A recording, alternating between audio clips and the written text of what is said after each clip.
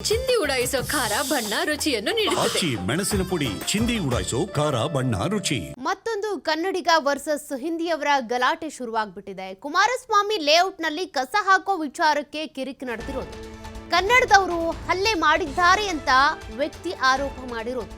ಮತ್ತೊಂದು ಕನ್ನಡಿಗ ವರ್ಸಸ್ ಹಿಂದಿಯವರ ಗಲಾಟೆ ಇದು. ಕುಮಾರಸ್ವಾಮಿ ಲೇಔಟ್ನಲ್ಲಿ ಕಸ ಹಾಕೋ ವಿಚಾರಕ್ಕೆ ಕಿರಿಕ್ ತೆಗೆದಿದ್ದಾರೆ.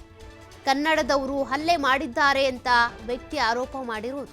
ಪಶ್ಚಿಮ ಬಂಗಾಳ ಮೂಲದ ಅರಬಿಂದು ಗುಪ್ತಾ ದೂರನ್ನ ದಾಖಲು ಮಾಡಿದ್ದಾರೆ. ನಿನ್ನೆ ಮಧ್ಯಾಹ್ನ ಬೈಕ್ನಲ್ಲಿ ಹೋಗಿದ್ದ ಗುಪ್ತಾ ಈ ವೇಳೆ ಆಟೋದಲ್ಲಿ ಹೋಗ್ತಾ ಇದ್ದವರು ಕಸ ಎಸೆದ್ರು ಅನ್ನುವಂಥ ಆರೋಪ ಕೇಳಿಬಂದಿದೆ. ಪ್ರಶ್ನೆ ಮಾಡಿದ್ದಕ್ಕೆ ಹಲ್ಲೆ ಮಾಡಿರೋದಾಗಿ ದೂರನ್ನ ಕೊಟ್ಟಿರೋದು ಅರಬಿಂದು ಅವರು. ಸದ್ಯ ಘಟನೆಗೆ ಸಂಬಂಧಪಟ್ಟಂತೆ ಕೆಎಸ್ ಲೇಔಟ್ನಲ್ಲಿ ಈಗಾಗಲೇ ಪ್ರಕರಣ ದಾಖಲಾಗಿದೆ.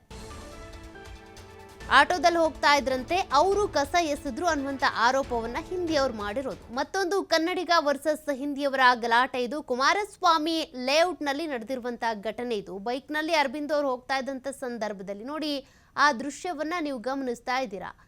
ಅವ್ರು ಆಟೋದಲ್ಲಿ ಬರ್ತಾ ಇದ್ದಂಥವ್ರು ಕಸ ಎಸೆದು ಹೋಗಿದ್ದಾರಂತೆ, ಆ ಆರೋಪವನ್ನ ಮಾಡಿರೋದು.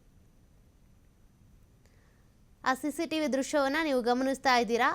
ಒಬ್ರು ಬೈಕಲ್ಲಿ ಹೋಗ್ತಾ ಇರೋದು, ಮತ್ತೆ ಈ ಹಲ್ಲೆ ಅದು ಏನು ಗಲಾಟೆ ಮಾಡಿದ್ರು ಅಂತ ಹೇಳ್ತಿದ್ದಾರಲ್ಲ, ಕಸ ಎಸೆದ್ರು ಅಂತ ಹೇಳ್ತಿದ್ದಾರಲ್ಲ, ಅವ್ರು ಆಟೋದ್ರಲ್ಲಿ ಬಂದರು ಅನ್ನುವಂಥದ್ದು. ನಿನ್ನೆ ಮಧ್ಯಾಹ್ನ ಬೈಕ್ನಲ್ಲಿ ಹೋಗಿದ್ರಂತೆ ಗುಪ್ತಾ ಅವರು, ಅರವಿಂದ್ ಗುಪ್ತಾ ಅನ್ನುವಂಥವ್ರು. ಆ ಸಂದರ್ಭದಲ್ಲಿ ಆಗಿರುವಂಥ ಗಲಾಟೆ ಇದು. ಪದೇ ಪದೇ ಇಂತಹ ಘಟನೆಗಳಿಗೆ ಎಡೆಮಾಡಿಕೊಡ್ತಾ ಇರುವಂಥ ಘಟನೆಗಳು ನಡೀತಾ ಇದ್ದಾವೆ. ಹಿಂದಿ ವರ್ಸಸ್ ಕನ್ನಡಿಗ ಅನ್ನುವಂಥ ಘಟನೆಗಳು.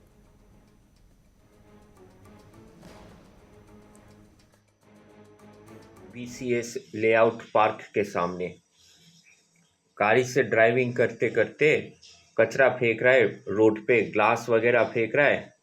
बाइक स्किड कर सकता मेरा, इसीलिए मैंने प्रोटेस्ट किया कि ऐसा मत फेंको। 3 आदमी गाड़ी से निकल के मेरे को पिटाई करने लग गया, हेलमेट से घुसा मार दिया। 2 आदमी 2 हाथ पकड़ रहा है, तीसरा आदमी पिटाई कर रहा है। बेंगलोर जिसको सेफेस्ट सिटी मानते थे 20-30 साल पहले, आज देखो क्या हो गया। सेफेस्ट सिटी बोल के सब आके यहाँ पे काम कर रहा है, इतना अच्छा हो रहा है, लेकिन बेंगलोर का नाम खराब कर रहा है ये लोग। पुलिस में तो कंप्लेंट तो दे दिए, FIR तो लॉन्च हो गया, आज आ जाएगा FIR का कॉपी, लेकिन ये एक्शन तो चाहिए। ऐसा गुंडागर्दी एक्सेप्टेबल नहीं है। ये देखो कल शाम को क्या किया, JH BCS लेआउट पार्क के सामने गाड़ी से ड्राइविंग। ಅವ್ರು ಹೇಳ್ತಾ ಇರೋ ಪ್ರಕಾರ ಗೂಂಡಾ ರೀತಿಯಲ್ಲಿ ವರ್ತಿಸಿದ್ದಾರೆ, ಹಲ್ಲೆ ಮಾಡಿದ್ದಾರೆ. ಇದು ಸೇಫೆಸ್ಟ್ ಸಿಟಿ ಅಂತ ಅನ್ಕೊಳ್ತೀವಿ ನೋಡಿ, ಬಟ್ ಈ ರೀತಿಯಾಗಿ ಕನ್ನಡದವರು ನನ್ನ ಮೇಲೆ ಹಲ್ಲೆ ಮಾಡಿದ್ದಾರೆ ಅಂತ ಅವರು ಆರೋಪ ಮಾಡಿರೋದು. ಪಶ್ಚಿಮ ಬಂಗಾಳ ಮೂಲದ ಅರಬಿಂದು ಅವರು ಈಗಾಗಲೇ ಇದಕ್ಕೆ ಸಂಬಂಧಪಟ್ಟಂತೆ ಕಂಪ್ಲೇಂಟ್ ಕೂಡ ದಾಖಲು ಮಾಡಿದ್ದಾರೆ. ಬಟ್ ಹಲ್ಲೆ ಮಾಡಿದ್ಯಾರು, ಅಲ್ಲಿ ನಿಜಕ್ಕೂ ಏನಾಯಿತು ಅನ್ನೋದನ್ನ ಪೊಲೀಸರು ತನಿಖೆ ನಡೆಸಿದ ಬಳಿಕನೇ ಗೊತ್ತಾಗಬೇಕಿದೆ. ಒಂದು ಕಡೆ ಕನ್ನಡಿಗನ ಒಳಿತಿಗಾಗಿ, ಕನ್ನಡಿಗನ ಪರವಾಗಿ ಅಭಿಯಾನ ನಡೀತಾ ಇದೆ. ಮತ್ತೊಂದು ಕಡೆ ಇಲ್ಲಿ ಕುಮಾರಸ್ವಾಮಿ ಲೇಔಟ್ನಲ್ಲಿ ನಡೆದಿರುವಂಥ ಘಟನೆ ನೋಡೋದಾದರೆ ಕನ್ನಡಿಗನೇ ಈ ರೀತಿಯಾಗಿ ಹಲ್ಲೆ ಮಾಡಿರೋದು ಅನ್ನುವಂಥ ಆರೋಪ ಕೇಳಿಬಂದಿದೆ. ಒಂದು ಕಂಪ್ಲೇಂಟ್ ದಾಖಲಾಗಿದೆ. ಆತ ಯಾರು ಹಲ್ಲೆ ಮಾಡಿದ್ದು, ಏನು ಆಯ್ತಲ್ಲಿ, ಅದ್ರ ಬಗ್ಗೆ ಇನ್ನೂ ಕೂಡ ಮಾಹಿತಿ ಗೊತ್ತಾಗಬೇಕಿದೆ.